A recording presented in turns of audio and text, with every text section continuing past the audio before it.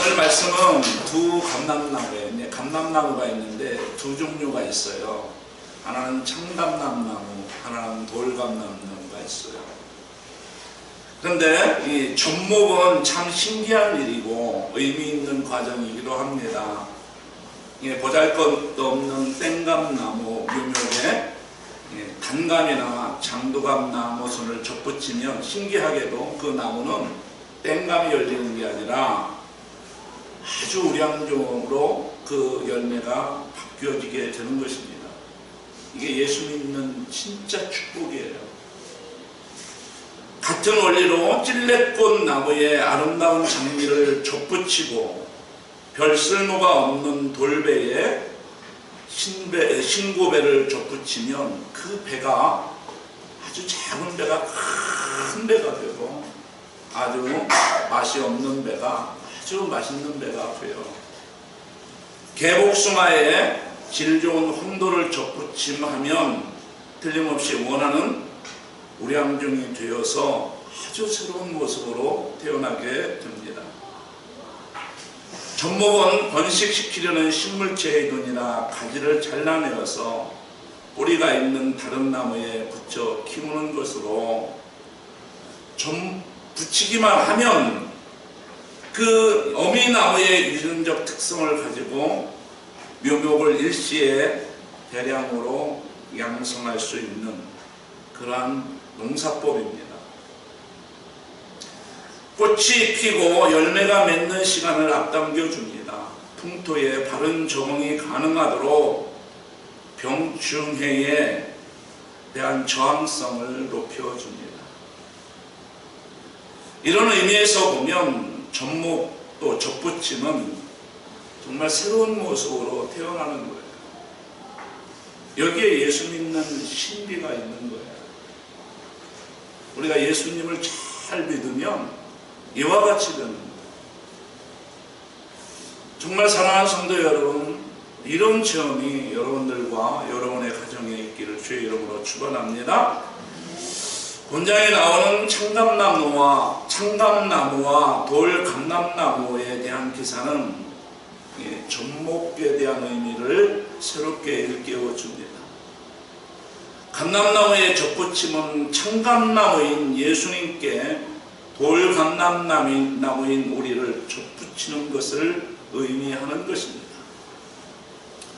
다른 나무들의 경우에 생명력은 좋지만 열매는 야생적인 나무의 열매가 좋은 나무의 순을 접붙이는 반면에 감람나무는 좋은 품종인 참감나무 원줄기, 감람나무인 경우는 달라요.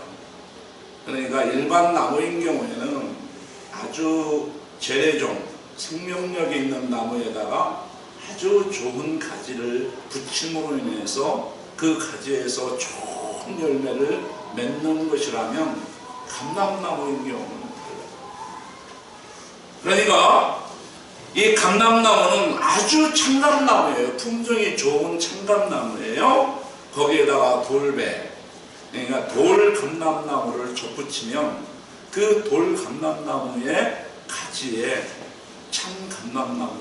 참감람나무 열매가 맺게 되는 것입니다. 그래서 아주 맛있는 감람나무 열매가 맺게 되는 거예요. 그래서 돌감람나무가 참감람나무가 되기 위해서는 우리는 참감람나무에 돌감람나무가 접붙임으로 인해서 참감람나무의 원액을, 그 영양분을, 그 생명력을 공급받는 것이 필수적입니다. 돌감람나무에 감을 접붙이는 경우는 돌감람나무의 곁가지가 올라오지 않도록 자꾸 잘라줘요. 우리의 여기에서 우리의 본성인, 우리의 신앙생활을 방해하는 본성을 어떻게 억제하는지를 정말 잘 보여주고 있는 것입니다. 우리에게, 예수님에게 우리가 정말 참 감람나무인 예수님에게 우리가 이게 접붙임을 당했지만 우리의 본성이 어떻게 해요?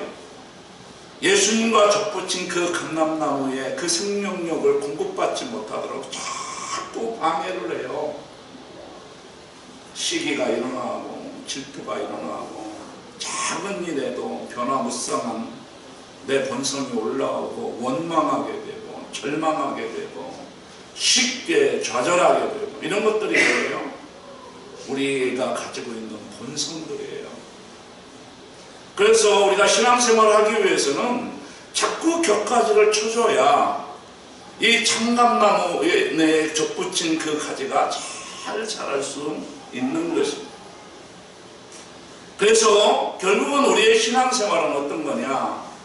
우리가 예수 그리스도의 장성한 분량까지 우리가 이렇게 자라나가는 거예요. 그래서 정말 인생의 가장 하이라이트는 절정은 어디냐? 그것은 나는 죽음의 순간이라고 생각해요. 그런 환경에 그런 장이 어떤 것이냐? 나는 가정이라고 생각해요. 가정이야말로 정말 우리가 산교육의 현장이에요. 산교육이에요. 그래서 이 가정을 이렇게 돌아가 보면 자기의 그림자가 보여요. 아무리 여러분들이 좋은 미장원을 가고 여러분들이 아무리 좋은 정말 피부샵을 가서 얼굴을 예쁘게 한다 할지라도 그것은 그림자일 뿐이에요. 여러분들의 가정을 되돌아보면 내가 어떻게 살아왔는지 알 수 있어요. 그리고 내가 추구하는 가치가 무엇인지 금방 알 수 있어요. 금방 알 수 있어요. 그래서 23절을 같이 한번 읽겠습니다. 시작. 저희도 믿지 아니하는데 거하지 아니하면 접붙임을 얻으리니 이는 저희를 접으실 능력이 하나님께 있음이니라. 접붙이는 것은 가지에 있는 게 아니라 하나님에게 있는 것입니다. 그래서 요한복음 15장에서 하나님을 뭐라고 얘기해요? 농부시다 이렇게 말씀하고 계십니다. 바울 사도는 이방인들이 유대인처럼 실족하여 넘어지지 않도록 스스로 조심할 것을 훈계하고 있습니다. 우리 16절을 같이 한번 읽겠습니다. 시작. 제사하는 좀 익은 곡식가루와 거룩한 즉 떡덩이도 그러하고 뿌리가 거룩한 즉 가지도 그러하니라. 여러분, 떡덩이는 가루에서 나옵니다. 가루에서 떡덩이가 나오는 거예요. 떡덩이에서 가루가 나오는 게 아니고 가루에서 떡덩이가 만들어지는 거예요. 나뭇가지는 어디에서 나오느냐? 뿌리에서 나오는 거예요. 뿌리에서 나뭇가지가 나오는 것이지 나뭇가지에서 뿌리가 만들어지는 것은 아니에요. 여러분, 떡이 거룩해서 가루가 거룩해지거나 가지가 거룩해서 뿌리가 거룩한 것은 아닙니다. 가지가 거룩하니까 뿌리가 거룩하니까 가지가 거룩해지는 거예요. 가루가 거룩하니까 떡덩이가 거룩한 거예요. 여기서 말하는 떡덩이나 가지는 누구를 말할까요? 여기서 떡덩이나 가지는 이방인을 가리키고 있습니다. 그리고 근본적인 뿌리, 근본적인 가루는 유대인을 의미하고 있는 것입니다. 초대교회 누가 세웠어요? 유대인들이 세웠어요. 우리가 유대인들을 많이 현상을 보고 미워하고 저주하고 하지만 우리 교회 사람들은 유대인들이 교회를 세웠어요. 유대인들이 사도행전을 시작했어요.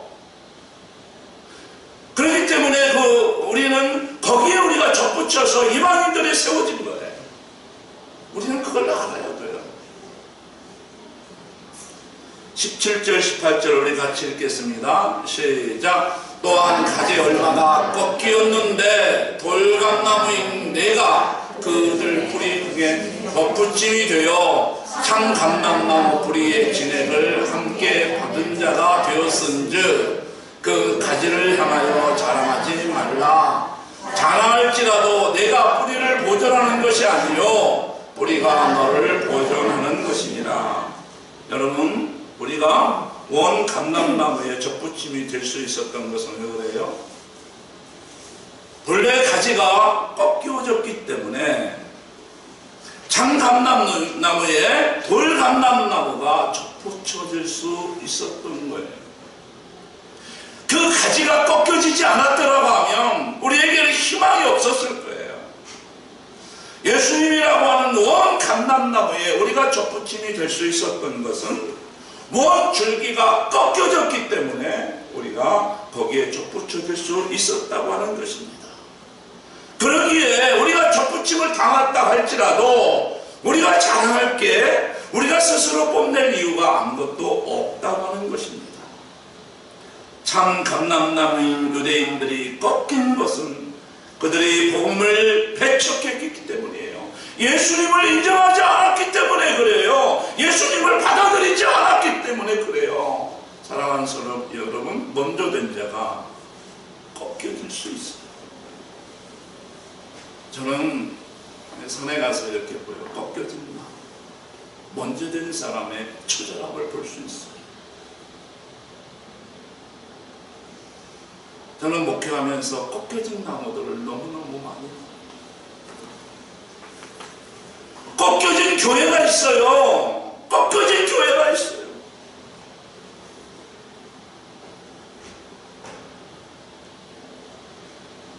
여러분, 두렵고 떨림으로 이 말씀을 받들기를.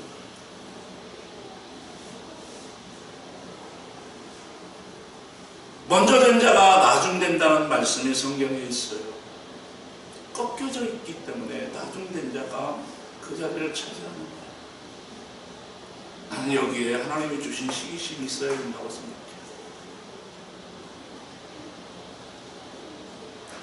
육신적인 시기심은 우리를 지배하지만 우리는 육신적인 시기심으로 살아가서는 안 돼요. 거룩한 시기심이 있어요. 내가 정말 나보다 늦게 된 자가 하나님 앞에 더 나아가는 모습을 보면서 내가 부끄러워해야 돼요. 내가 수치감에 사로잡혀야 돼요. 이것이 하나님의 원하시는 거예요.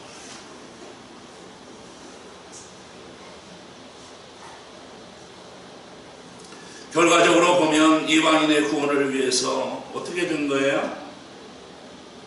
참 이게 역설이에요. 아이러니예요. 이방인의 구원을 위해서 누가 버림을 받은 거예요? 유대인이 버림을 받은 거예요. 그래서 역사가 발전하나 봐요. 역사가 발전하나 봐요. 보수를 주장하면 진보의 세력이 앞을 치고 나가요. 보수라는 게 뭐예요? 안정을 추구하는 거잖아요. 변화를 싫어하는 거잖아요. 극도로 이방인의 구원을 위해서 유대인이 버림을 받았어요. 그러나 우리가 봐야 할 것은 결과보다 그 결과는 나은 원인을 볼 수 있어요. 참 예수 믿는 것이 얼마나 신비로운지 몰라요. 우리가 육신적으로는 나이가 들어가지만 정신적으로는 어떻게 해야 돼요? 날마다 새로워져야 돼요. 우리 과학적 문명이 얼마나 빠르게 우리가 진보하는지 몰라요. 그 대신 뭐예요? 젊은 아이들의 생각들이 얼마나 빠르게 변하는지 몰라요. 우리가 봐야 할 것은 결과보다 그 결과를 낳은 원인을 볼 수 있기를 주의 이름으로 축원합니다. 22절에서 23절을 같이 읽겠습니다. 시작. 그러므로 하나님의 인자하심과 중용하심을 보라. 넘어지는 자들에게 중용하심이 있으리니 너희가 만일 하나님의 인자하심에 머물러 있으면 그 인자가 너희에게 있으리라. 그렇지 않으면 너도 지키는 바가 되리라. 그들도 믿지 아니하는데 머무르지 아니하면 접붙임을 받으리니 이는 그들을 접붙이실 능력이 하나님께 있음이라. 24절 시작. 내가 원 돌감나무의 지킴을 받고 본성을 거슬러 좋은 감람나무의 접붙임을 받았으니 원 가진 이 사람이야 얼마나 더 자기 감람나무에 접붙임을 우리 성경을 보면 두 가지 하나님의 성품이 있어요. 인자하심과 준엄하심. 이게 상반된 성품이죠. 근데 이것은 사랑 안에서는 한 성품이셔요. 우리가 슬픔과 기쁨은 두 가지인 것 같죠. 근데 하나님의 사랑 안에서는 슬픔과 기쁨은 하나예요. 우리가 절망과 소망은 두 가지인 것 같죠. 그래서 절망은 싫어하고 우리가 소망은 좋아하죠. 실패와 성공은 두 가지인 것 같죠. 그런데 궁극적으로 보면 하나예요. 세상은 이걸 두 가지로 나누죠. 실패는 나쁜 거야, 성공은 좋은 거야. 내리막과 오르막은 두 개인 것 같죠. 근데 그거 하나예요. 내리막이 없으면 오르막이 없어. 어떻게 실패 없이 성공을 말할 수 있을까요? 근데 세상의 세속적인 지식인 이원론적 사고가 우리를 지배해요. 그래서 자꾸 실패하는 것을 싫어해요. 고난받는 것을 싫어해요. 우리가 슬픔을 싫어해요. 그런데 슬픔 없이 기쁨이 있을 수가 없어요. 좌절감 없이 성취를 우리가 어떻게 경험할 수 있겠어요? 하나님 안에서는 그게 같은 거예요. 여기에서 하나님의 성품이 인자와 준엄함이 있어요. 여러분, 엄마의 따뜻한 얼굴과 회초리를 든 엄마의 환한 얼굴은 하나예요. 두 가지 얼굴이 아니에요. 엄마 왜 이렇게 변덕스러우세요? 말할 수가 없어요. 똑같이 엄마의 사랑스러운 성품이에요. 사랑의 성품이에요. 하나님의 인자에 거한다, 이 말씀은 어떤 의미를 가지고 있을까요? 하나님의 인자하심을 받아들이는 거예요. 하나님께서 우리를 아무리 사랑하셔도 우리가 받아들이지 않고 마음을 닫으면 하나님의 인자하심이 아무런 쓸데가 없어요. 사랑하는 성도들은 인자하심은 우리가 거절할 수 있어요. 중요한 말씀이에요. 한번 잘 들어보셔요. 우리가 하나님의 사랑은 거절할 수가 있어요. 하나님의 인자하심을 우리는 거절할 수가 있어요. 상관없어요. 내 힘대로 살 수 있어요. 그런데 하나님의 준엄하심은 거절할 수가 없어요. 그건 내가 선택할 수가 없어요. 여러분, 내가 정말 하나님께서 나에게 건강을 주셨어요. 네, 건강을 주셨어요. 제 친구가 지난주에 병원에 갔어요. 대장암 발기돼요. 하나님의 준엄하심은 막을 수가 없어요. 하나님의 인자하심은 기회이고 하나님의 인자하심은 내가 선택할 수가 있지만 하나님의 준엄하심은 내가 선택할 수가 없어요. 자연의 법을 거슬려서 강물은 오염시킬 수 있지만 그 결과로 강물이 썩어지는 것까지 막을 수는 없어요. 넘어지는 자에게 준엄함이 있습니다. 다시 말해서 하나님의 사랑을 거절한 자에게 준엄한 심판이 있어요. 그건 부정할 수가 없어요. 그 누구도 막을 수가 없어요. 하나님의 준엄하심은 막을 수가 없어요.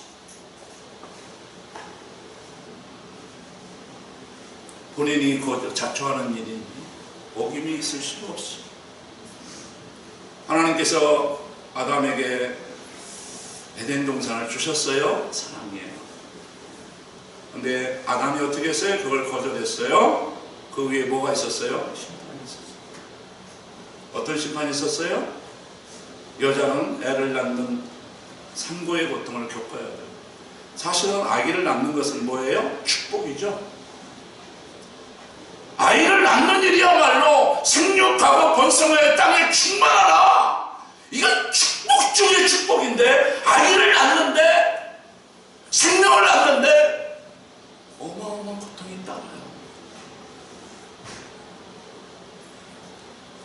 요즘에 청소년들을 보고 일자리가 없어서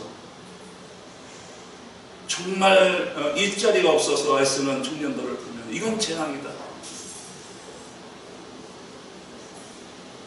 수고하여 땀을 흘려야 우리가 상급을 얻게 되어 있어요. 그런데 수고하고 어디가 일할 자리가 없는 거예요. 이건 재앙이잖아요.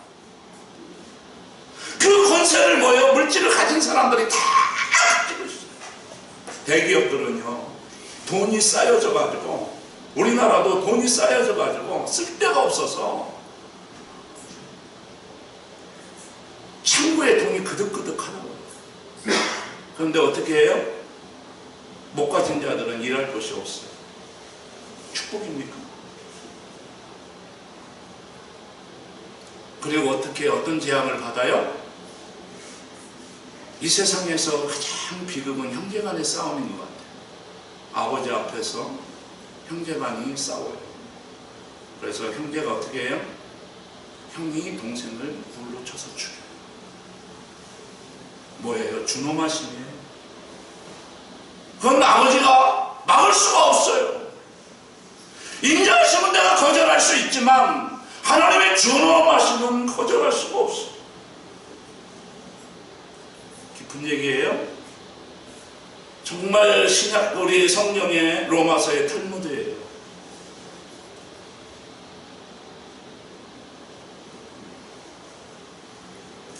사랑하는 성도 여러분, 하나님의 인자하심을 거절하지 않기를 주의 이름으로 축원합니다. 하나님이 인자하실 때 그것을 그대로 받아들이는 거예요.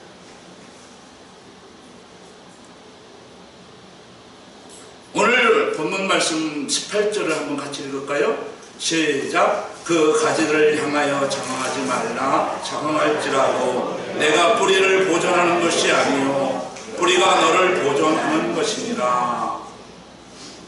여러분, 늦게 된 자가 교만하지 말라는 거예요. 하나님께서 이스라엘을 버리셨느뇨? 그럴 수 없느니라. 가지만 쳐낸 거예요. 여러분 때문에 우리가 살아가면서 우리가 실패할 때가 있어요. 때때로 우리가 살아가면서 우리가 실패할 때가 있어요. 경제적으로 실패할 때가 있고요, 사업에 실패할 때가 있고요, 자녀 교육에 실패할 때가 있어요. 여러분들의 자녀들의 입시에 실패할 수 있고요, 여러분 자신들이 진급에 실패할 수도 있고, 그러나 그것이 우리의 인생의 전부가 아니에요. 오히려 이스라엘의 실패가 하나님의 백성들로 돌 감람나무와 같은 우리의 구원의 기회가 된 거예요. 나의 잘됨이 오히려 다른 사람에게, 예수 믿는 사람들에게 어떻게 해요? 길목을 막는 역할을 하기도 해요. 그러나 나의 실패가 다른 사람에게 축복의 통로가 되기도 해요. 욥이 하나님 앞에 왜 재앙을 받았습니까? 하나님을 함부로 자기가 판단했기 때문에. 하나님을 뭐예요? 인과응보의 하나님으로 자기 사고의 하나님을 가두어 버렸기 때문에 욥이 그 하나님을 발견할 수 없었어요. 근데 그 하나님은 어때요?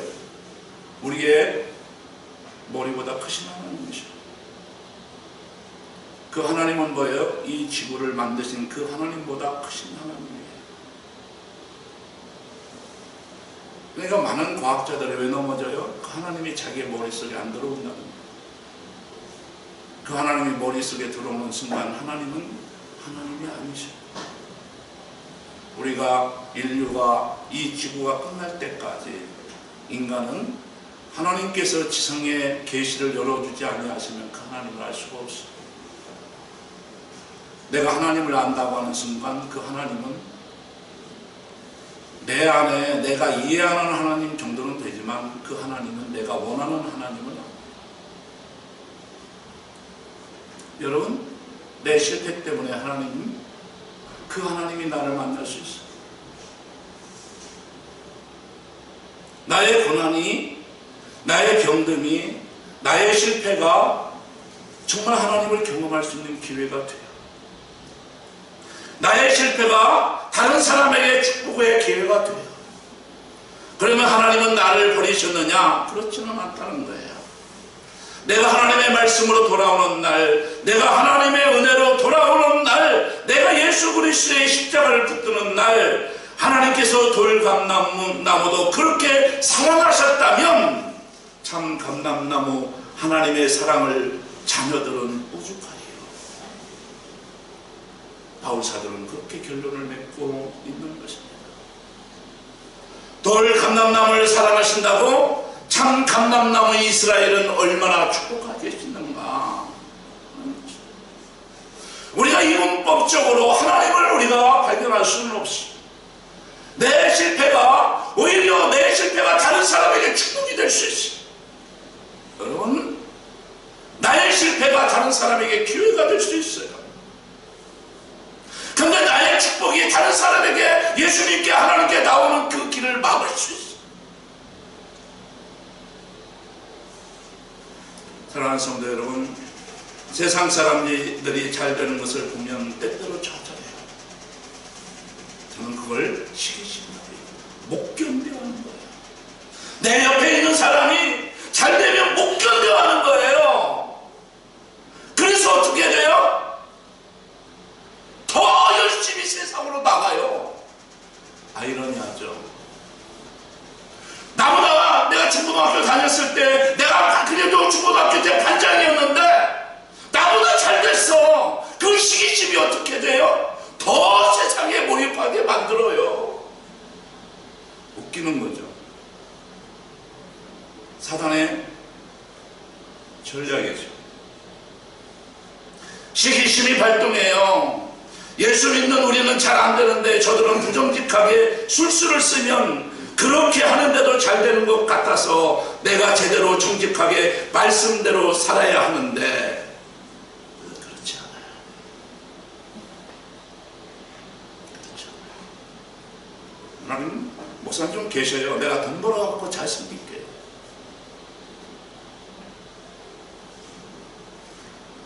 하나님이 돈을 원하는 게 아니셔요.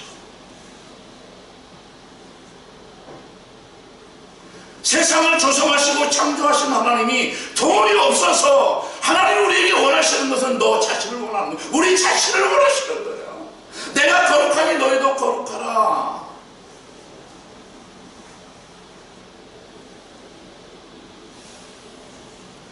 요즘 안희정 지사가 그 자서전을 냈던 출판사가 그 안희정 지사의 자서전을 다 폐기해요. 다 불태워버리고.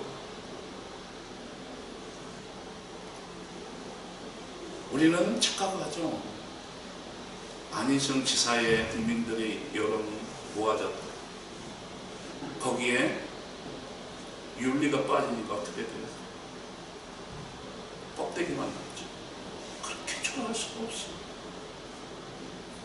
우리 그리스도의 너희는 세상의 빛이라, 너희는 세상의 소금이다. 소금이 그 맛을 이루면 못지도 짜게 하리요.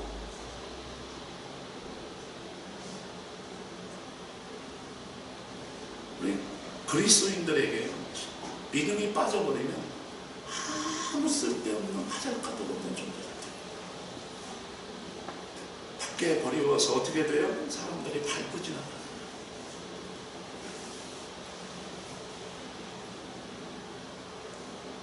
신앙이 없는 사람이, 참 신앙이 없는 우리 그리스도인들이 좋은 집을 샀어요. 좋은 차를 샀습니다. 그렇지만 부러워하지는 않아요.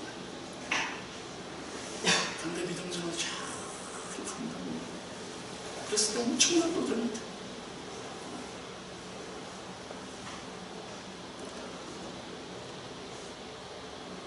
우리가 시기심을 잘못하면 사람을 둘러매치고 정당하게 융통성을 발휘해야 되는가. 이제 이명박 대통령이 이번 주 수요일 날 검찰 포토라인에 선대. 그분이 누구셔요? 장로님이셔요. 나는 다른 사람이 내에 대한 원망이나 분노보다는 그 이명박 대통령에 대한 원망이나 분노가 있어요. 왜 그래요? 그분이 장로님이시죠.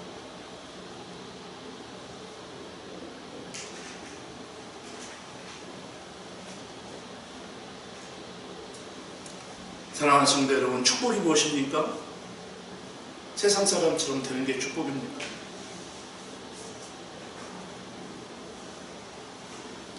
축복은요, 하나님이 복되다고 해야 축복이에요. 야, 하나님이 괜찮다고 해야 괜찮은 거예요. 그게 축복이에요.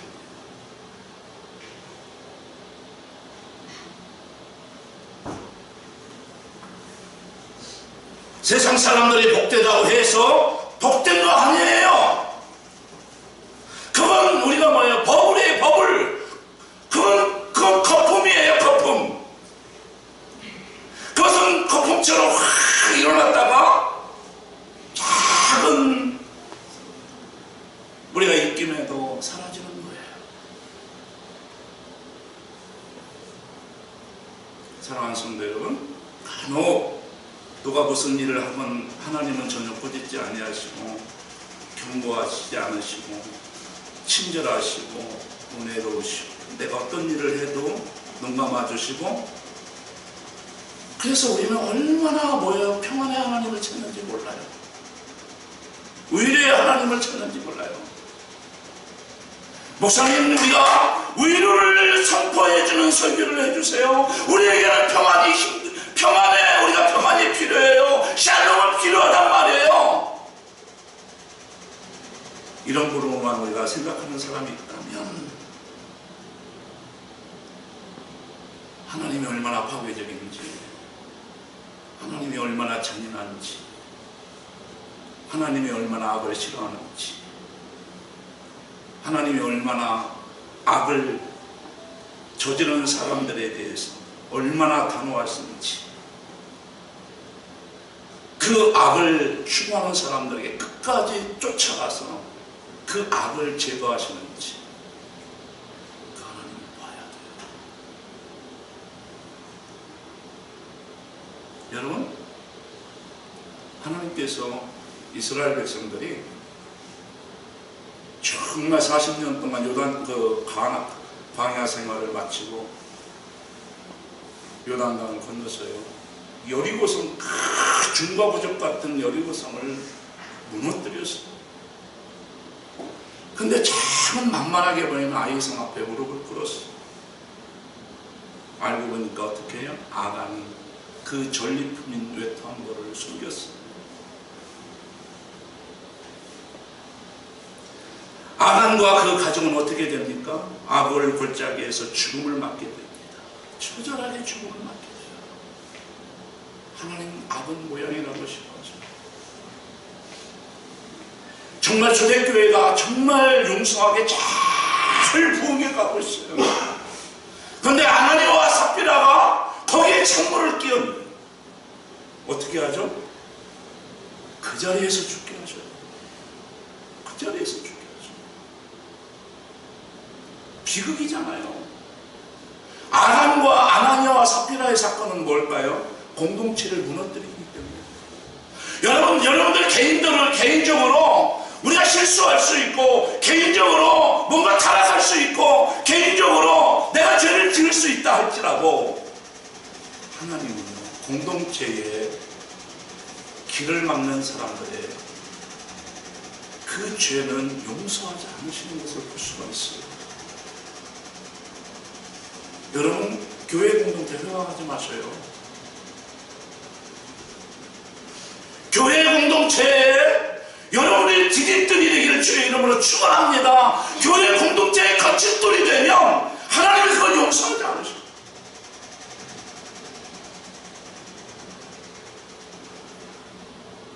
두렵고 떨리잖아요. 가룟 유다는 어떤 사람이었어요? 가장 중요한 사람이었어요. 우리 교회 내에서도 재정은 누구한테 맡겨요? 가장 정직한 사람한테 맡겨요. 가룟 유다는 그런 사람이었어요. 근데 가룟 유다가 죄를 범함으로 어떻게 죽었어요?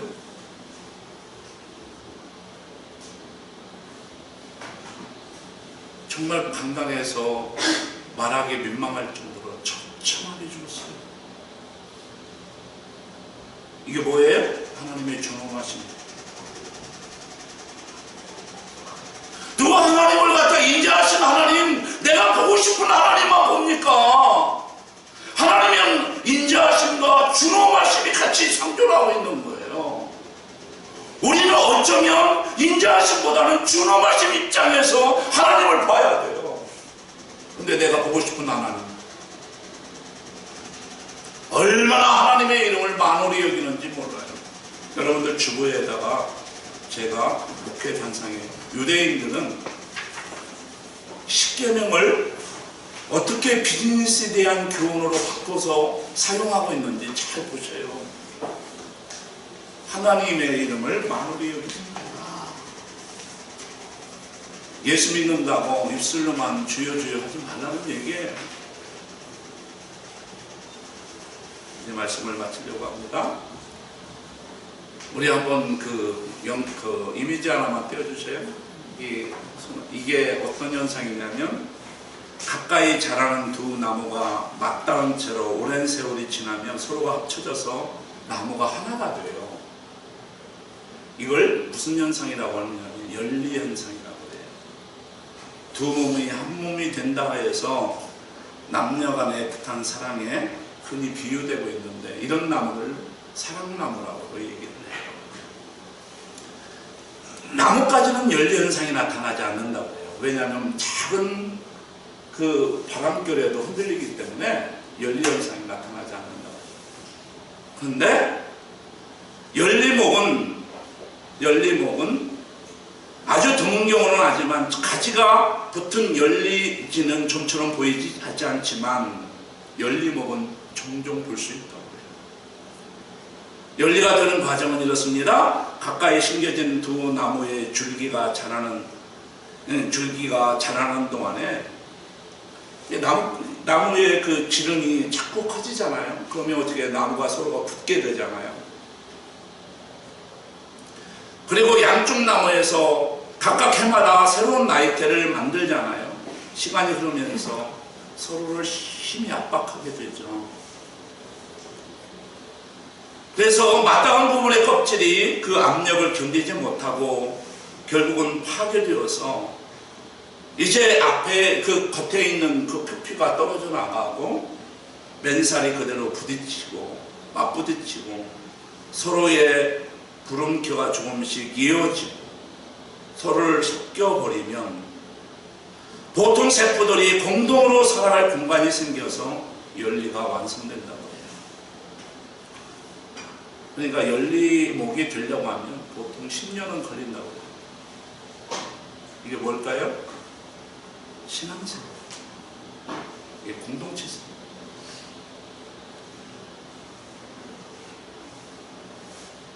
그런데 소나무와 참나무처럼 종류가 다른 나무는 수십 년이 아니라 수백 년이 같이 붙어 있어도 그냥 맞대고 있을 따름이지 연리가 되지 않는다고 생각합니다. 연리가 되지 않는다고 합니다. 세포의 종류와 배열이 서로가 달라서 부름켜가 서로 연결될 수가 없고 양분이 서로 교환될 수 없기 때문이라고 합니다. 이게 종은 어디에서 일어나는 거예요? 이 연리 현상은 같은 종에서만 일어나는 거예요. 하나님의 자녀 안에서만 공동체가 이루어질 수 있어요. 요한복음 15장 5절에 이 말씀이 참 잘 나타나 있어요. 나는 포도나무요. 시작. 나는 포도나무요 너희는 가지라. 그가 내 안에 내가 그 안에 거하면 사람이 열매를 많이 맺나니 나를 떠나서는 너희가 아무것도 할 수 없느니라. 사랑하는 성도 여러분, 우리 목민교회가 하나 되기를 주의 이름으로 축원합니다. 꺾여진 나무가 되지 않기를 소원합니다. 원 감람나무에 접붙임 바 되어서 아름다운 열매를 맺어가는 우리 목민교회 성도들, 그러한 신비를 체험하는 우리 목민교회 성도들이 되기를 주의 이름으로 간절히 축원합니다.